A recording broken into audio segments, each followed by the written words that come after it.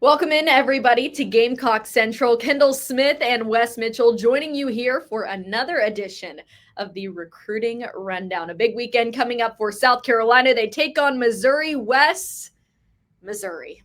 Missouri has always been the problem for South Carolina, at least for the last few years. So before we get into all of the recruiting discussion here, how do you feel about the game this weekend? Yeah, I think Carolina's the better team.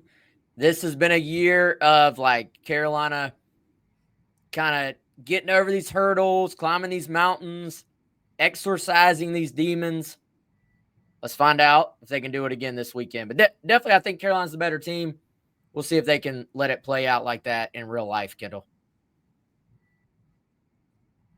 Yeah, I agree. They're the better team, in my opinion, as well. But we know that Missouri has been South Carolina's kryptonite for a few years now. So, hoping for a big weekend and not just success on the field, but off of the field as well in the world of recruiting. Let's kick it off by talking about 3 official visitors that are coming to Columbia this Saturday. Wes, what is the word with the OVs?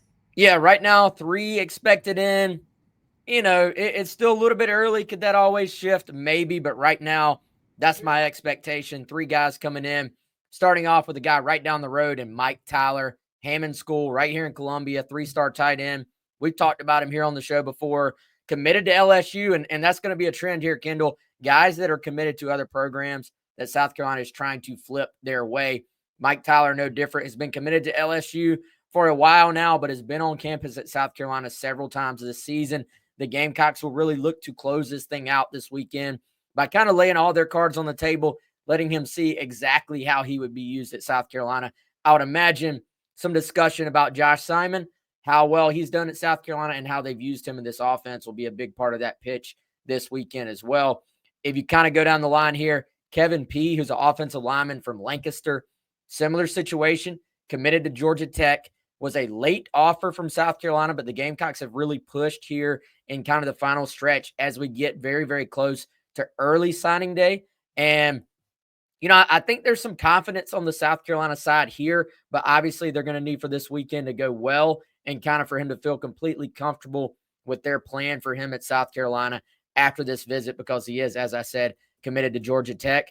And then the third guy, also committed to another school, it's Rutgers commit Michael Clayton, who's a 4-star guy who has risen up in the rankings down the stretch. He's out of Warner Robins, Georgia, Kendall, and someone that really has visited Carolina. This is a trend as well. He's visited Carolina unofficially during the season, gotten a feel for what that atmosphere is all about.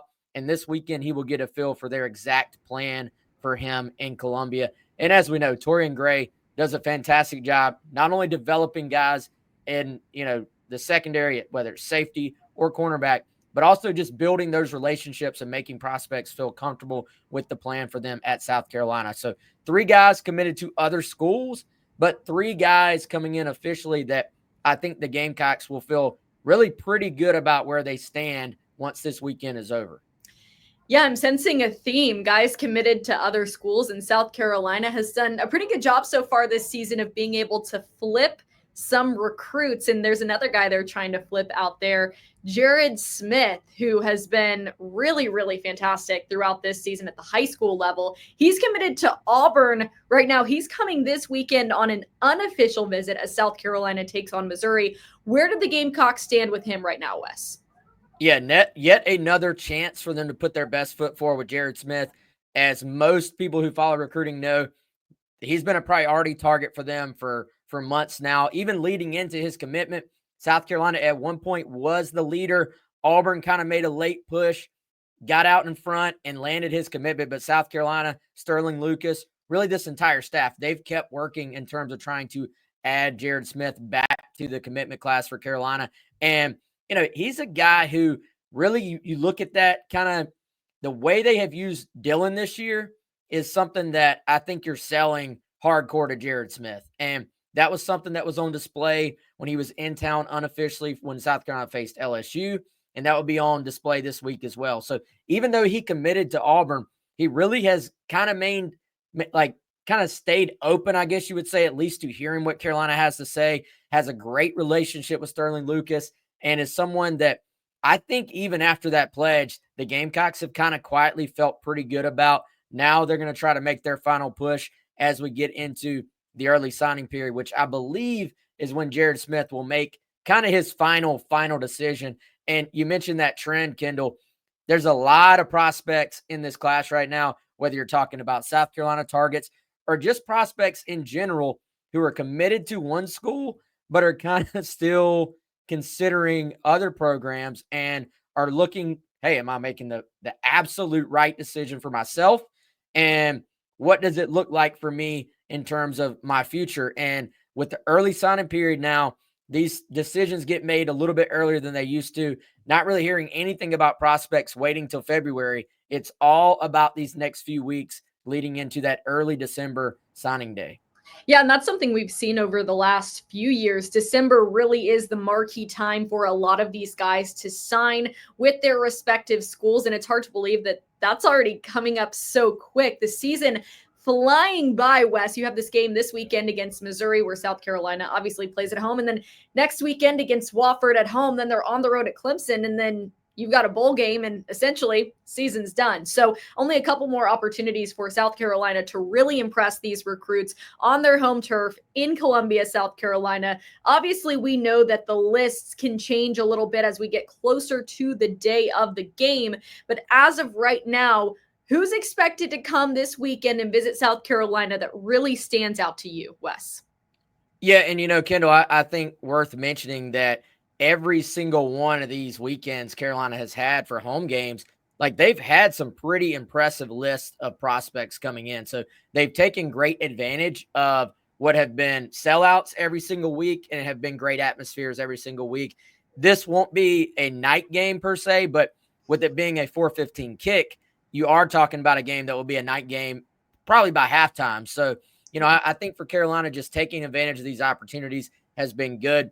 Other than the guys we just mentioned, a bunch of commitments are going to be on campus, which I think is always good. One of the guys I think worth pointing out, Rodney Colton, who's a 2026 four-star linebacker commit to South Carolina. He's committed, but it's kind of the reverse of what we're talking about with these other guys. He's committed to Carolina, but there's been a lot of other schools trying to flip him onto their commit list. So I think it would be good for South Carolina to get Rodney Colton back on campus, get him around some of his future potential teammates at Carolina, and remind him of all the reasons he committed to South Carolina in the first place. As we've talked about pretty much for all these weeks, lots of 2026s, lots of 2027s in as well. We will continue to flesh out this recruiting list as we get closer and closer to Saturday. But one more kid who stands out to me, Kendall, Champ Smith, who's a 2027 quarterback who is a South Carolina offeree. There's only a handful of guys that are in that 2027 class that are quarterbacks that already have major offers, that already have an offer from South Carolina. And Champ is someone that has made it known already. He really likes Dal Loggins, really likes the sort of just the way the South Carolina staff carries themselves. There's a good relationship there. So obviously it's incredibly early, but quarterback recruiting typically begins and ends a little bit quicker, a little bit earlier than it does for the other positions. So maybe an early name to keep an eye on for South Carolina fans at that position. Well, we will certainly keep all of you updated on GamecockCentral.com. As we say, every single recruiting rundown, the list of who is coming to Columbia certainly can fluctuate, especially as we get closer to the game. So certainly be sure to check out GamecockCentral.com and make sure you are staying up to date with all you need to know in the world of recruiting. And look at that. We're getting a little added production here today to the recruiting rundown, a special offer, just $1 for 2 months. You jump on that if you haven't already. But Wes, I'm excited about this weekend, another big recruiting weekend for South Carolina. We will do an earlier recruiting rundown next week so we can let you all know what we heard back. Hey, maybe we could do 2 recruiting rundowns next week. One early in the week to kind of go through feedback of what we heard from guys that attended the Missouri game, and then we can do one a little bit later in the week to talk about who's coming out for the Wofford game. What do you think? Can I hold that to you right now? Are you sure that we have room on your busy schedule for that, Kendall? Let's just all keep in mind, I told Wes we could record this at a certain time today, and he said no because he wants to go to the gym. So I'm the one that ultimately ended up being flexible to do this recording now. Your personal health matters, Kendall, is all I'm going to say. I agree. It does matter. Okay, all right. You're the one with the Two next week. Two next week. Lock it in. Two next week. Wes and I will have to take this argument off camera. Yes, and by the way, we're recording this on Wednesday. Yeah. National Signing Day is literally 3 weeks from right now. So but because of the weird timing, I feel like our brains don't really process. We're all focused on football, like the field, like the games. But that's the same thing with the coaches too. Like they've got games to win, but high school National Signing Day for 99% of these prospects is 3 weeks from right now. So that kind of gives people out there a little bit of a feel for maybe the sense of urgency. Mm-hmm. But also it's an opportunity. If you're getting these prospects on your campus right now or next weekend, which is really South Carolina's last 2 chances for games, obviously, then got to take full advantage. But it is a great opportunity. Well, we will see how it goes, and we will let you all know how it goes next week. 2 recruiting rundowns coming your way. We're going to do it. We promise. But thank you guys so much for joining us here on the Recruiting Rundown Big Weekend for South Carolina against Missouri. Coming up for Wes Mitchell, I'm Kendall Smith. We'll see you guys next week twice. Have a good day.